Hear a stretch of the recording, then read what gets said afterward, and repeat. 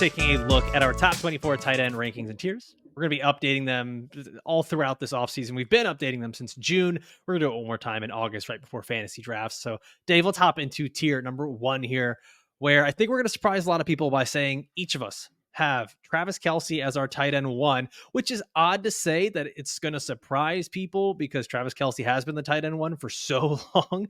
And now all of a sudden he's not expected to be there. I don't want to spend too much time on him because we've talked about Travis Kelce already before. I think the name that's going to surprise people here is not just that we have Kelce at 1, but that we both have Mark Andrews as tight end 2. Mm-hmm. We haven't talked too much about Mark Andrews. However, we have talked about his teammates. We've talked about Lamar Jackson, Derrick Henry, and how good this Ravens offense could be, how much we like Zay Flowers as a value. Mark Andrews as our tight end 2, it kind of seems like he's the guy that's getting overlooked because everyone is so excited about these young tight ends, or there's people that still have tons of faith in Travis Kelce like we do.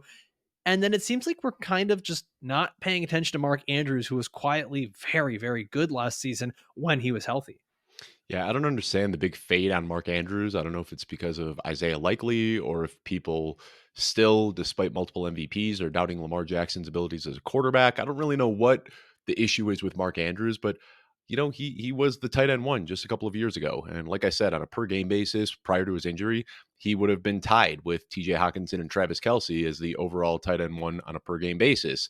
Now, I think TJ Hockenson, if he wasn't coming off the ACL injury, he'd be in this tier as well. Like it would be for me, Travis Kelce, Mark Andrews, and TJ Hockenson. And then I'd got some of the younger guys, LaPorta and Kincaid in the next tier. But I think people are just so enamored by the shiny new toy. And Travis Kelce is that old teddy bear with the matted fur and the missing eye and the stitched up rip in his back. Kind of And toys that you have? the old matted boring ones like Travis Kelce. But you sound disgusting. But that's Take the better one care of your toys, man. I was a baby. I was chewing on them and falling out of cars. I don't know. But what I'm getting at is like, what I'm getting at is just the shiny new toy symptom. All right. Like everybody loves all of these young players. And I think that like in Dynasty, yeah, go ahead and swap out your Travis Kelce shares and see if you can get LaPorta and Kincaid and McBride and these other guys. But for redraft, looking at the 2024 season, I mean, last year on a per game basis, Travis Kelce was still the tight end 1, and he did that while battling through injuries on an offense that just wasn't really clicking in Kansas City. Now there are more weapons there, which should help him get open even a little bit more. Defenses won't be focusing on him the same way that he was last year. We presume that he's going to be healthy. Travis Kelce and Mark Andrews, I'm just not overthinking it. These guys are very good tight ends. They get elite usage. They're on good offenses. I am still taking them ahead of the young guys. It's kind of crazy. Looking back at it last year, Mark Andrews was a tight end 1, so a top 12 tight end in 7 of his first 8 games last year, including 3 of those being top 3 tight ends on the week. And that was when all of us were saying that the sky was falling because this Ravens offense wasn't producing the way we wanted it to. And Lamar Jackson wasn't throwing as many touchdowns. And the team itself just wasn't playing all that great.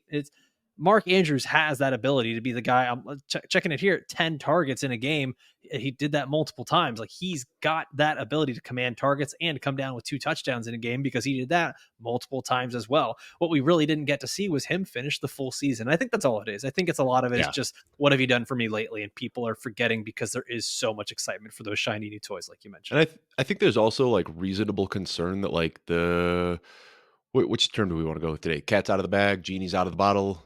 Cat's out of the bottle. Tube. Cat's out of the toothpaste tube. With Isaiah Likely. Like Isaiah Likely was really, really good last year when Mark Andrews went down. He's been there. Like that's the thing is I think like to us, we finally see a guy on TV in the games produce, and coaches are there saying like, yeah, we've known he's been this good the whole time. There's a reason that he's still kind of technically behind Mark Andrews on the depth chart. So let's save the Isaiah Likely talk for a little bit later because I think that when we talk about Isaiah Likely in a lower tier. But at the end of the day, like I don't think Isaiah Likely is going to bite into what Mark Andrews is doing. Mark Andrews led all tight ends last year in his rate out of the slot. Like he played over 80% of his snaps lined up as a slot receiver. So that's what I'm saying. Like Mark Andrews isn't a tight end. And there is a world where Mark Andrews and Isaiah Likely can kind of coexist with each other and both put up points. But I think that's probably the biggest reason for the fade on Mark Andrews is people think that because Isaiah Likely had a strong finish to last year, that he's just going to overtake Mark Andrews and cut into his target share a little bit. But I don't think so. I think that this team could end up running a base personnel that's like a 12 personnel where there's two tight ends out there. Andrews could still be the lead target earner on this team, and there could still be enough left over for Likely to get it done as well. They don't have much else at wide receiver, so it's not Exactly. like they have No. options. Like this is what they have to do. And it would not surprise me one bit if at the end of the year we look at the route leaders, if they all stay healthy, and the route leaders are Mark Andrews, Zay Flowers, and Isaiah Likely. I think those are going to be their top route runners and their top target earners this year. Before we go to tier number 2, I want to remind everybody we got tons of ways for you to enjoy this show. If you're watching us here on youtube.com/at football fantasy, we want to thank you.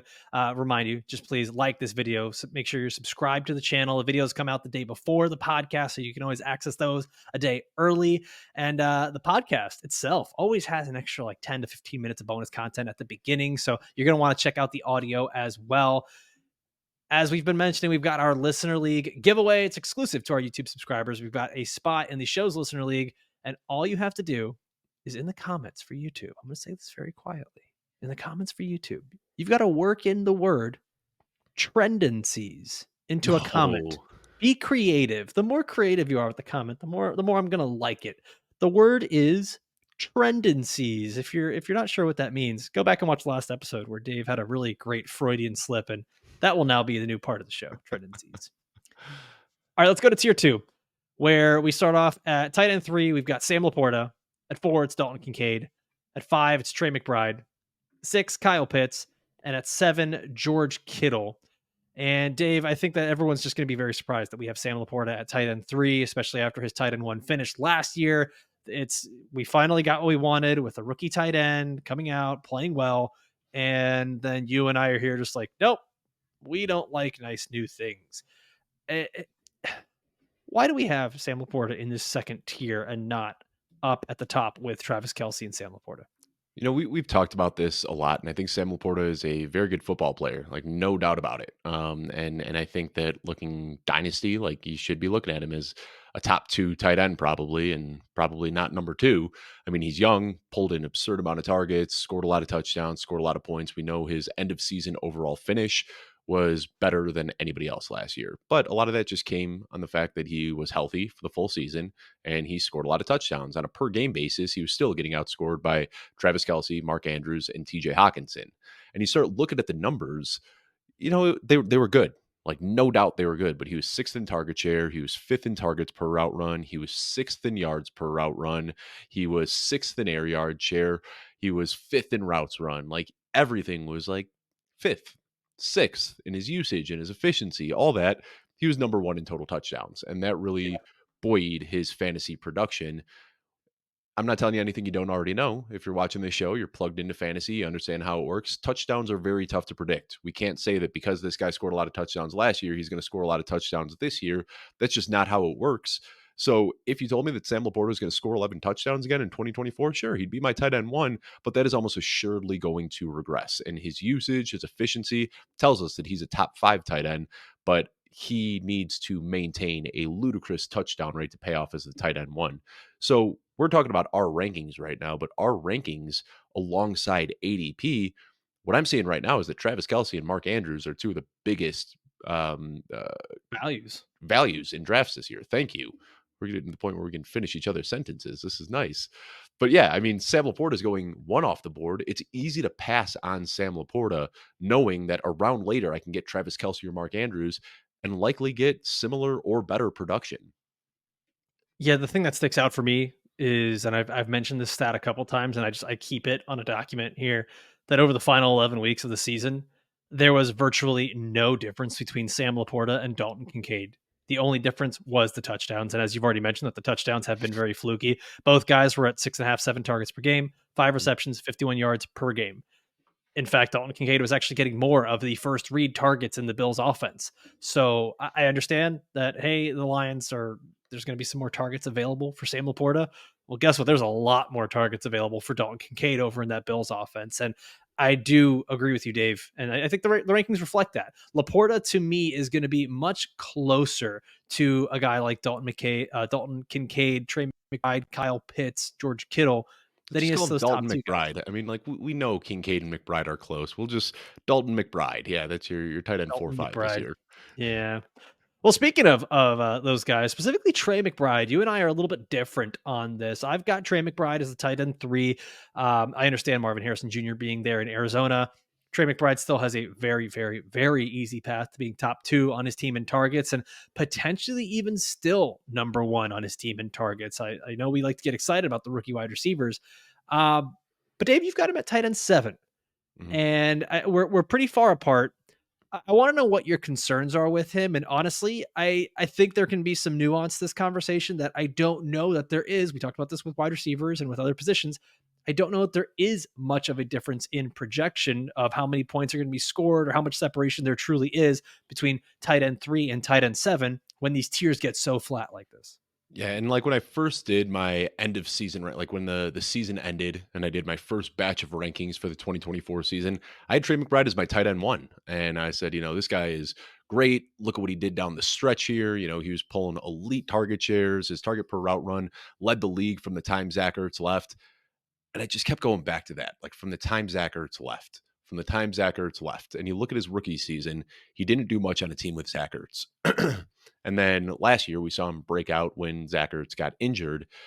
And that's a red flag to me that I just can't ignore, is that like it took an old, injured, decrepit Zach Ertz leaving the team to clear the path for Trey McBride to finally break out. Now, like we say all the time, like the cat's out of the bag. Trey McBride's a good player. We know that, former what was the award he won? Was it the Mackey Award, the best tight end in Yeah. the country? He's got the draft capital, he's got a good landing spot, he's got all of these things, but I just can't ignore the fact that it took him a year and a half into his NFL career to finally start being a full-time player. Now, I don't think like Logan Thomas is going to come in and be the tight end 1 there by any means, but I think that we can't ignore that there is extra target competition there now with Marvin Harrison Jr. We're getting a lot of smoke about how much Kyler Murray likes Greg Dortch. Zay Jones is there now. Logan Thomas is there. I don't think we're going to see the same usage that we saw in the second half of last year for Trey McBride. So I think he's a very talented player, and I'm investing in him in Dynasty. But when I keep, looking at that question in drafts where Trey McBride is on the board, I find myself consistently liking other guys and just moving him down my rankings. So Kyle Pitts is a guy that we'll talk about a little bit that I really like. George Kittle is a guy that I really, really like. You and I both really, really like. I like Trey McBride. I just can't move him ahead some of these other guys with that red flag in the back of my head that it took him a year and a half to break out. I don't care about that. I'm going to be honest. Like I do not care about how long it took him to break out or to be on the field. Um, Coaches make stupid decisions all the time. There's a reason that the staff that had him behind Zach Ertz is not there anymore. Two Like, staffs. yeah. Or Well, two staffs that had him behind Zach Ertz, and that's even more concerning. okay. Like, I mean, come on. They drafted him early. Like him being behind Zach Ertz, it that does not bother me one bit. I mean, it's what's in the past is in the past. He's on the field now, and as he's been there, as you said, like the genie's out of the bottle. As he's been on the field, he's been earning targets, and I get it. Like Marvin Harrison's going to be there. There's a reason why I don't have him in tier 1, right? But Mhm. he's also one of only 2 tight ends last year that was averaging 2+ yards per route run. The other tight end was Travis Kelce. And we've talked about how yards per route run is a good indicator for wide receivers. It's a solid indicator as well for tight ends that they can have talent. The other thing with Trey McBride is his ability after the catch. Like there's a reason that when he was coming out of Yeah. college, he was being talked about as the next like a George Kittle light because of what he could do after the catch. So for me, it's everything packaged into one. First of all, I think we're going to get a better Kyler Murray than we had last year. We're going to get guys that are now more ingrained in the offense. I think we're going to continue to see some heavy target volume for Trey McBride. And we've got a guy that has the full package. He's catching balls deeper downfield. He's good after the catch. He's got the volume. This is an offense that should be better and in scoring position more often. So, like we said, like we're not going to argue too much on this. It's all pretty flat. But I think that if I'm going to go with a tight end here out of this group, my top guy would have to be McBride. Your top guy is LaPorta. Yeah. It's actually kind of interesting. McBride is your last tight end out of this group Yeah. because And of for those me, questions. We talk about like the tiers within the tiers.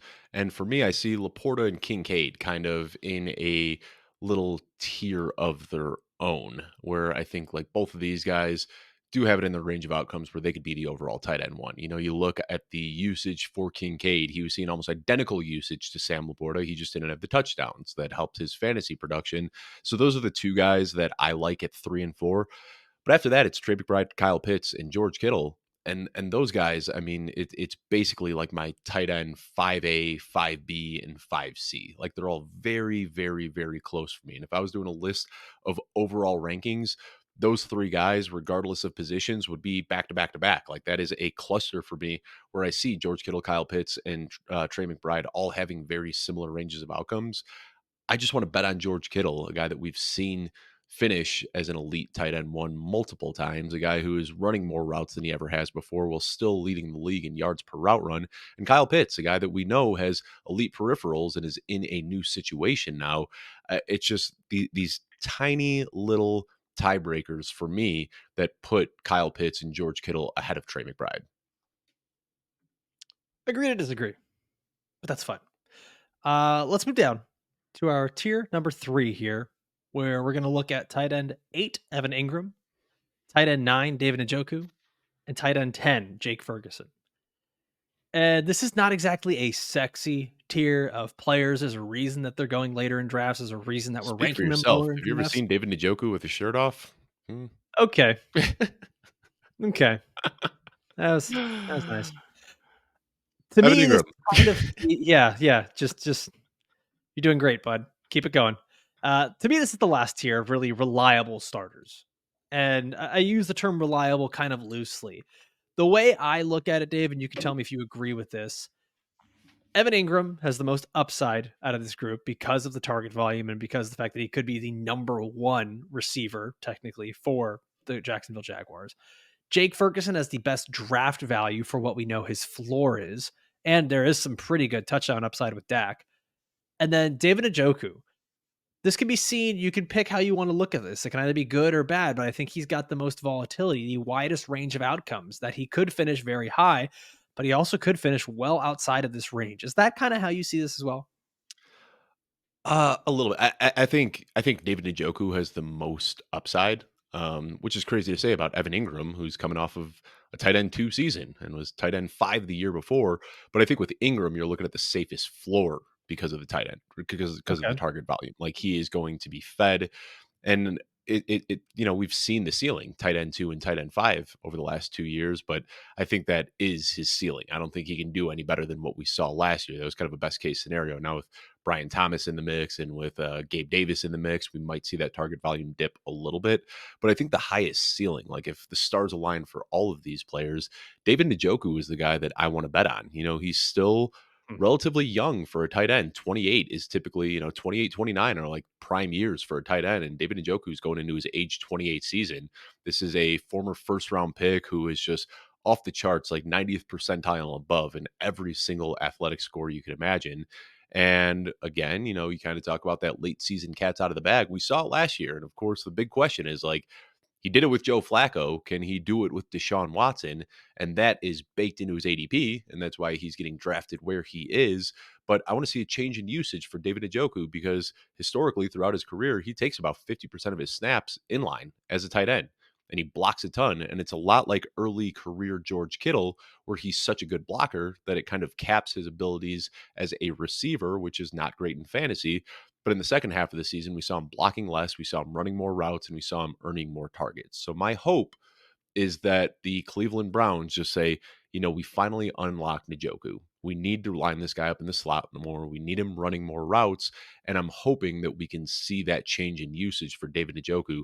Because if you put him in the same role as a Mark Andrews or a Travis Kelce or a Kyle Pitts, these guys that are just running routes on 98% of their snaps and playing out of the slot, I really think David Njoku has it in his range of outcomes to be a top 3 tight end.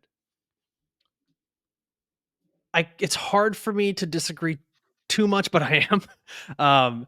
And for me, it's kind of threefold when it comes to David Njoku. One, like you mentioned, he hasn't had the success with Deshaun Watson. He's averaging less than 9 fantasy points per game with Deshaun Watson. That puts him, like, for reference, if we're looking back at last year, that puts him around tight end 16 in the range of guys like Hunter Henry and Taysom Hill. His massive success that he had late last season was with Joe Flacco.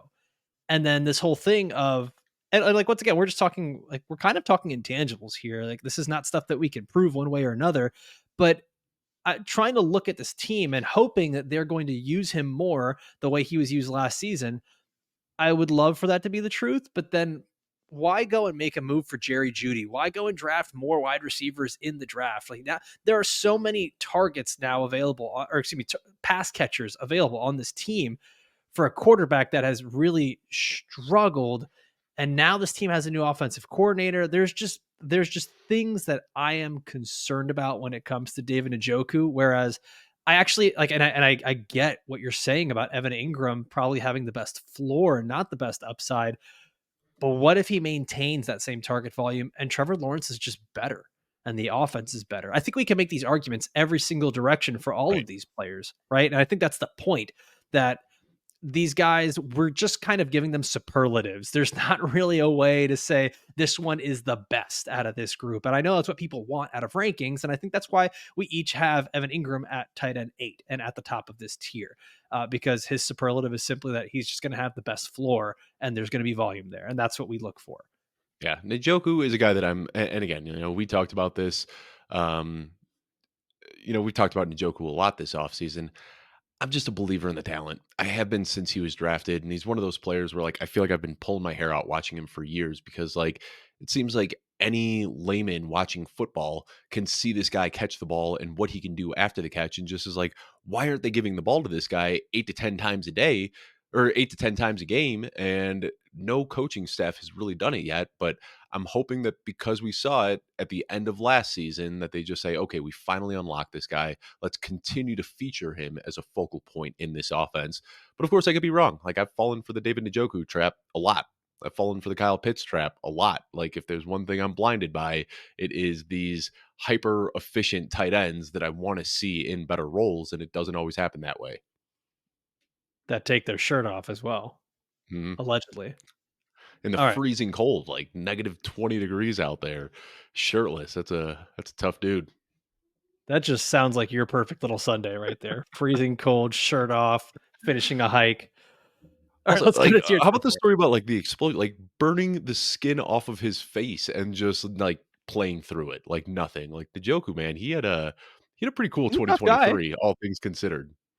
Yeah, I don't think anyone's gonna say he's not a tough guy. He's not like that. He's not a fun player to root for. That he's not uber athletic and very talented.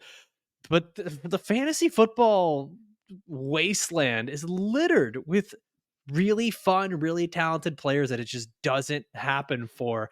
I think there's people that can argue that Kyle Pitts is on that precipice as well here. Like, I know we're going back a little bit, but We'll talk about it's Jonnu worrisome. Smith in a little bit, another guy that Oh, I can't I quit. love I Jonnu. cannot quit him. I love Jonnu. He's a big part of my history. All right. Tier number 4 here. At 11, we've got Dallas Goedert, 12, Pat Freiermuth, 13, Brock Bowers, 14, TJ Hockenson, 15, Cole Kmet, and 16, Dalton Schultz. So, Dave, my question here, and this is a little bit more draft game theory as a fantasy manager. If you're one of the last managers in your league to draft a tight end, who is it from this group that you're targeting? Is it just simply the guys that you have at 11 and 12, Dallas Goedert and Pat Freiermuth? Or are there players maybe ranked a little bit below that you're saying, you know what, I missed out on all the best tight ends, the surefire things. Like, let me just go for the guy that has the most upside here. What are you doing?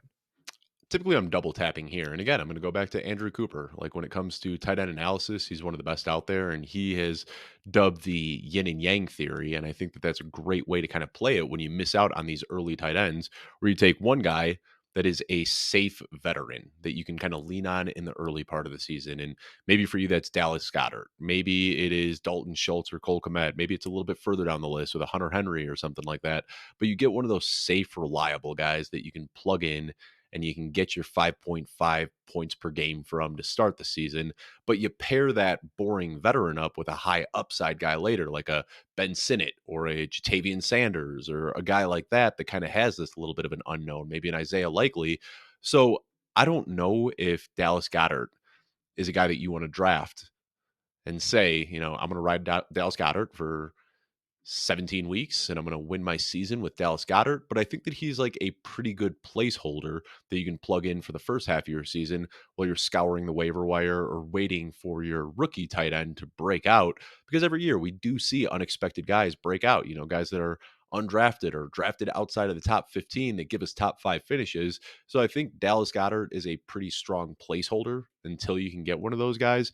But there's some guys here with high ceilings as well. Pat Freiermuth, Brock Bowers, those are guys that you can draft maybe as the Yang 2-year yin, the guy that you're waiting to break out and kind of keep in stash. Like we saw a really good rookie season from Pat Freiermuth, and then injuries have kind of slowed him down since, but we know he's got the draft capital, and maybe this Steelers offense is a little bit better than it was in years past, and Deontay Johnson's out of the picture now, so maybe his role grows a little bit. This isn't a tier that I'm crazy about targeting, but I'm throwing some darts at Dallas Goedert, throwing some darts at Pat Freiermuth, and that's really it. Like Brock Bowers, TJ Hockenson, Cole Kmet, Dalton Schultz don't really interest me that much. If Brock Bowers really slides in drafts, I'll take the chance knowing the athlete he is. But considering he's probably going to be third or fourth on the team in targets, and he's splitting with another highly drafted tight end on what might not be a good offense, I do have some concerns about Brock Bowers. I think this is where if I miss out on those early tight ends, I'm kind of okay overlooking this tier and just waiting for some of the later guys. I think the guy that I would probably be most excited about this because I start to look around later and I don't want any part of it. I'd still double tap at tight end, and for like it's just as you said, get yourself a couple of them. As Andrew Cooper explained, the guy for me would probably be Brock Bowers Yeah. because he's the guy we talked about that has this incredibly high potential upside, but also a scary floor for how bad it could be, right? And we talked about that a few episodes back. You can go check that out. The thing for me is that this is a player who is highly drafted. This is a team in the Raiders that we don't know what's going to happen with Devontae Adams. Like he might actually get shipped out. It might be in preseason. It might be during season. It might never happen. Right now, If that Devontae happens, Brock Adams. Bowers goes ahead of Goddard for me. Like he tops this tier Oh for me. yeah, Devontae Adams is out of Las Vegas. I think Bowers jumps into the next tier. I think Yeah. he would be my tight end 11, and he would actually. I think he'd be actually my tight end 10. I'd probably put him over Njoku. I know that's probably a little too spicy for you, but that's where I'd have him. I just love the upside with him. I love the upside with him, and I love how they can use him. Already seeing the clips in camp where he's taking handoffs out of the backfield, seeing Brock Bowers actually run, like maybe he's finally in the Debo role. This is a tight end prospect that we really haven't seen too many guys like this. And we've seen in recent years, rookie tight ends can produce and have a high ceiling, especially when they are these guys that have these incredible athletic profiles and they're getting taken early. So Brock Bowers would be the guy for me out of this group. The one who worries me the most, and you and I are quite lower on him than Football Guys consensus. TJ Hockenson. I've got him at tight end 14. You've got him at tight end 16. And I think I should probably be lower on He's Hockenson. almost off my board. Yeah, same. And I have to adjust that in my rankings. I'll do that right now as we speak. But Like, Football if you Guys could put him has on, him if you've got tight end multiple 11. IR spots, that's like the only way that I'm interested in drafting TJ Hockenson is if I'm in a league that has like 2+ IR spots. If he slides and if I could plug him on IR, but I don't want to be carrying around an injured guy who might not return until December as a tight end 2 on my bench for an entire season. No Yeah. chance. Yeah, like there, and the thing is that even when he does return, we don't know one at what level athletically he's going to be at, and two how good this Vikings offense is going to be. We've already talked about our concerns with Justin Jefferson and the Vikings offense in general because we don't know how good the quarterback play is going to be. Interestingly enough, TJ Hockenson, he went on, I believe it's Bussin' with the Boys. He went on a podcast. I think it might be on the Barstool Network. Dave, is that correct? Will Uh, Compton and yeah. Chris And Long. and they yeah, they were talking to him about, when are you gonna be back? How are you feeling? And he's like, "I'm feeling good. I'm feeling like a person again," which is like, Oh, that was actually that's concerning to concerning. hear. Like, Yeah. in July, he's like, "I feel good about myself, like, running. I'm gonna start doing cutting stuff back and forth." And then when they tried to give him sort of a preemptive date of when you'd be coming back, would it be week 6? He sort of just like he was very wishy-washy. You know how most of the time players are overly confident, supremely Yeah. confident, like, oh yeah, I'll be back. I've been doing work in the lab and like I'm getting in shape and this and that. Squatting Even week 540 pounds in a tsunami bar. yeah, even the thought of coming back week 6, he kind of balked at it, and I don't Uh, want to be drafting a guy who's going to miss most likely half the season at least, and you're not going to have value. So I think, yeah, like you said, it's got to be a team that has an IR spot or multiple IR spots. If I'm going to be doing that with Hockenson, can I be really annoying for a second before we move to the next tier, yeah, Alfredo, you know, and like rewind all the way you back do it to every tier day, 4? anyways. That's fine. Yeah. I want to rewind back to tier 2 for a second. Since we're just kind Yes. of getting fat on rumors during this lull in the NFL news Mm. cycle, we talked about like where we'd move Brock Bowers if Devontae Adams was traded. Real quickly, let's have the George Kittle talk because there are some Brandon Ayuk rumors swirling around right now. If Brandon Ayuk left San Francisco, how high would George Kittle move for you? I see right now you've got Kittle as your tight end 6. He's my tight end 6 as well. Does he jump ahead of Kyle Pitts, Dalton Kincaid, or Sam LaPorta if Brandon Ayuk leaves, or is he pretty firmly in that tight end 6 spot for you? Well, I've already got him ahead of Kyle Pitts, so he would All right. remain ahead of Kyle Pitts. Um, it's interesting because I think It that would be he would Kincaid, go. LaPorta, or McBride would be the guys you'd have to jump in your rankings. Yeah, I think there's a that's an interesting conversation to have because I think there's a very strong case to move Kittle just straight up to tight end 3 Yeah, in this. Like there honestly is. It's a good offense. He'd just have so many more targets available to him. At least that would be the thought process there, right? Like because if you put Kittle next to Kincaid, you're saying okay, these guys are getting a ton of volume in an offense that can score a lot of points.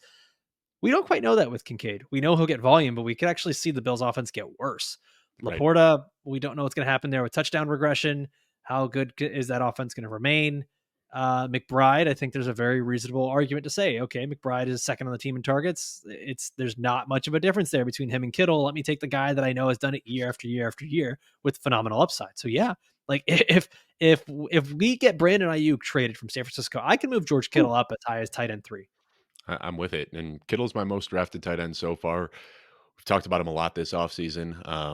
Just uh, he can easily finish as the overall tight end 1 this year. And if Brandon Ayuk is out of the picture, makes that path even easier. So, all right, now that we have revisited tier 2, let's go ahead and move to tier 5.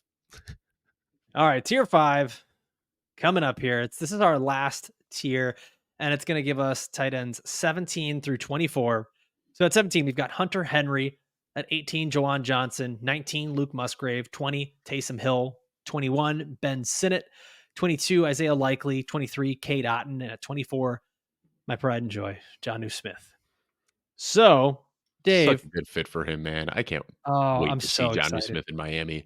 People I'm forget so that he excited. was like a tight end 1 quite frequently last year. Like he had a heck of a season in Atlanta. Sorry, we'll back to your questions. No, no, like, well, the thing is, at least for him, for Jonnu, it was a weird season because it was stuff where he's getting, like, handoffs at the goal line and, like, But he was you don't also ripping often off see. huge plays. That's the thing is, like, you don't often see the tight end 2 on a team coming in and making these splash plays, so I'm very excited to see him in what could be and probably should be a full-time role in Miami, where I honestly just think he's going to be man, that was a hard word, glorified slot player, for that offense because H-back snaps too. Like his yeah, versatility makes him such a fun player. that is something that Miami has needed. And you notice whenever Tyreek Hill has to come off the field, like he did quite a bit last year, Jalen Waddle, same thing. They really didn't have anyone to go to, and they started to force feed the ball to Devon Achan out of the slot and out of the backfield and on some quick swing passes. And that could easily be a role for Jonnu Smith.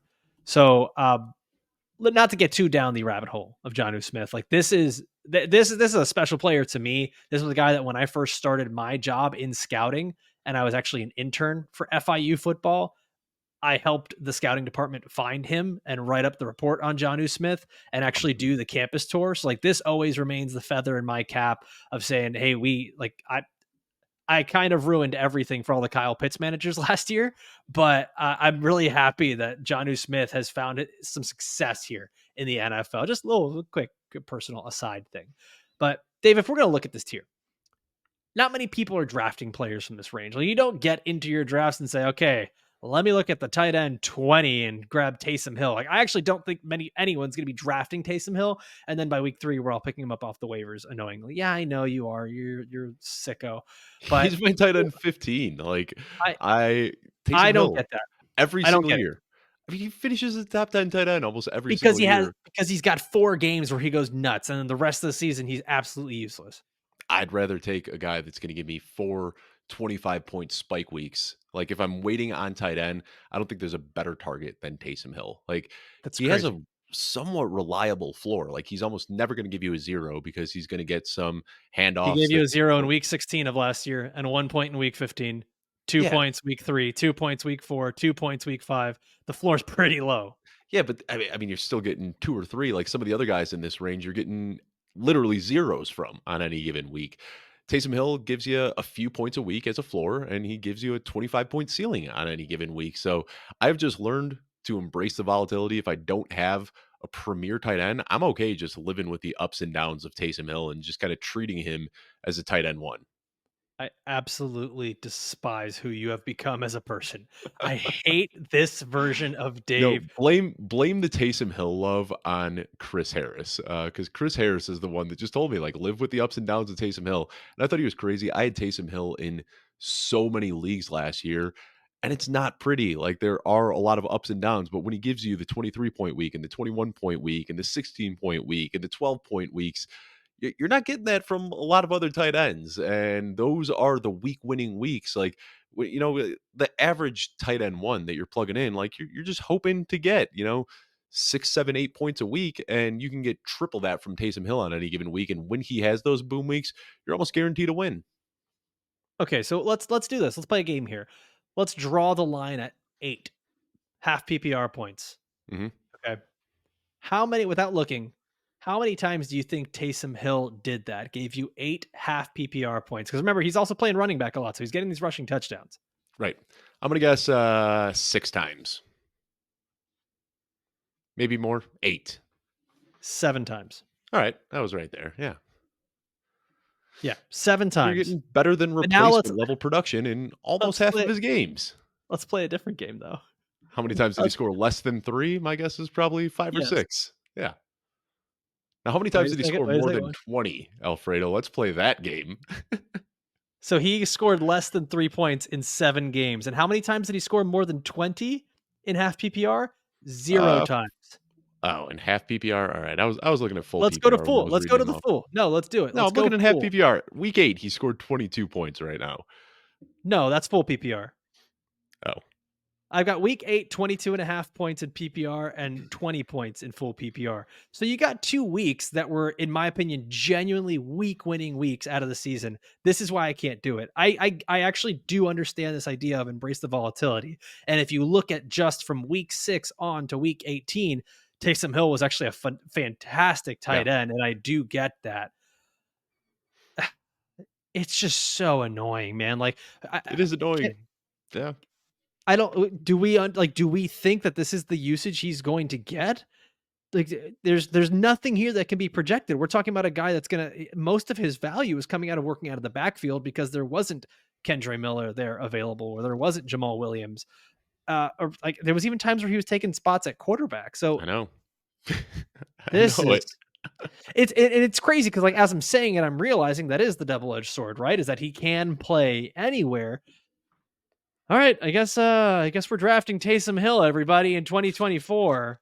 Yeah, I mean, I got This to the is point so last stupid. year This in my show like sucks. weekly tight end rankings that I would just have Taysom Hill inside my top 10 every single week. And he finished inside the top 10 more often than he didn't. Like, it's not pretty, but Taysom Hill is a fine guy. Like, if you're waiting on tight end and you want to wait Sure, he's a till great the guy. final round of your draft, pick up Taysom Hill. Why not? Like, you're getting week winning upside from time to time. Wow, we just spent like 9 minutes talking about Taysom Hill. Who else is in this tier we want to talk about, Alfredo? Nobody. I'm done. Like I'm so I hate everything that's happened here. There is one guy here that stands out um because we have such a differential in rankings, and it's Ben Sinnott, rookie tight end for the Washington Commanders. And this to me is interesting, Dave, because I don't see Ben Sinnott in the same light as you. One, being a rookie. Two, having a rookie quarterback. Three, having so many other players in this team that can and will catch passes, whether it's Terry McLaurin, Jahan Dotson, Austin Eckler, Zach Ertz, who plays the same position, Brian Robinson. I don't know if there's going to be a lot of volume for Sinnott. I don't know how good Jane Daniels is going to be as a passer. And mind you, this is the Cliff Kingsbury offense where he kept Trey McBride behind Zach Ertz for a while there. So there's like those are all the things that worry me on the surface. And then even recently seeing the talk from their GM saying that what we love about Ben Sinnott is that he's such a good blocker and Mhm. we can use him in line and we can use him out of the backfield. That is super worrisome. So I want to hear your bull pitch here as to why you are in on Ben Sinnott for 2024. He's just a very good player. He's got the draft capital, he's got the athleticism, and he has a chance to be number 2 on the team in targets behind only Terry McLaurin. I think that is well within his range of outcomes. That being said, we're going to revisit this show again in a month when we kind of go through our rankings again. And I think across the entire NFL, one of the camp battles that I'm going to be paying the most attention to is Zach Ertz and Ben Sinnott, because I think there is value at the tight end position in a Cliff Kingsbury offense, as we saw from Zach Ertz during his time in Arizona. I think Ben Sinnott is going to be the tight end one here and the guy who's going to be leading in snaps. Zach Ertz is going into his age 34 season, coming off of a season ending injury. I think Ben Sinnott's going to be the guy. But if we get word out of camp that, Zach Ertz is there and Ben Sinnott still has some progression, things like that, then I'll be dropping Zach Ertz down my rankings quite a bit. Or I'll be dropping Ben Sinnott down my rankings quite a bit. But as it stands right now, I just think that Sinnott is the better player. I think they want to work on the connection with their 2 rookies, Jaden Daniels and Ben Sinnott. I just think that he's going to be plenty involved in the offense from the jump. We saw in college that he is a very good target earner. He's got the athleticism that we want to see, where he can make plays after the catch as well. He's just an all-around good football player.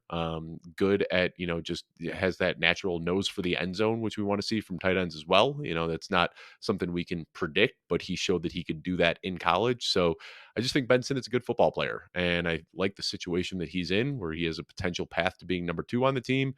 But if we get word a month from now that Zach Ertz is the guy and Ben Sinnott's going to be playing the tight end 2 role, then I'm obviously going to be dropping him down a bit.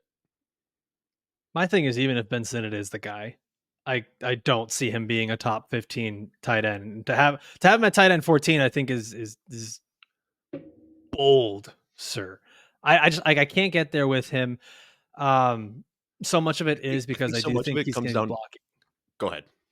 No, I was going to say so much of it is because I think he's going to be blocking, and I think that the same arguments you've made here about being second in targets on the team, or potentially even first in targets on the team, I can make that same argument for Hunter Henry being first in targets on the Patriots. I can Yeah. make that argument for Luke Musgrave to be second or even first in targets on the Packers.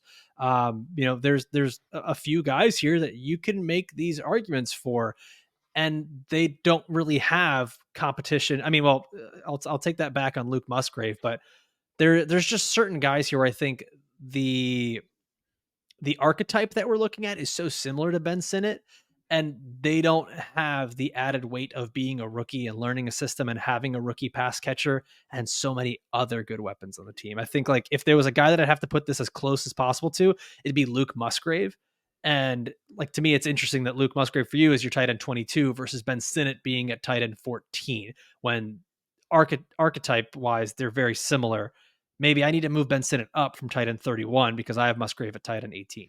And I think there's just the old adage of like never draft a rookie tight end. And I'm just trying to get ahead of the curve on that, because 3 years ago we saw Kyle Pitts go for 1,000 yards as a rookie. Last year we saw Sam LaPorta and Dalton Kincaid break out as rookies. We're starting to see rookies acclimate to the NFL game much quicker than they have in years past.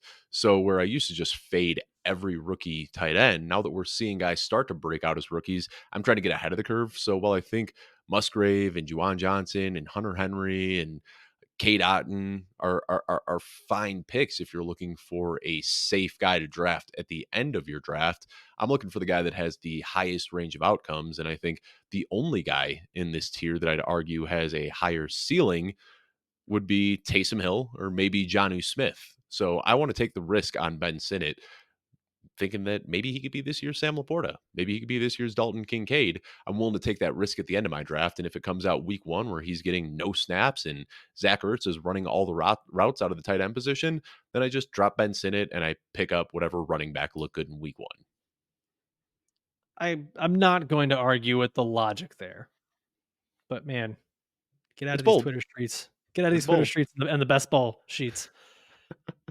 Well, there we go, guys. We did it. 24 tight ends, 5 tiers here. We're going to be updating these again prior to fantasy football drafts. And this was a fun episode. It was a little bit of chicanery and shenanigans and all the other shenana Chicanery. words. Yeah, I don't know. I heard it once. I don't even know what it means, but you look it up for me for the next episode. But we'll be back next Monday.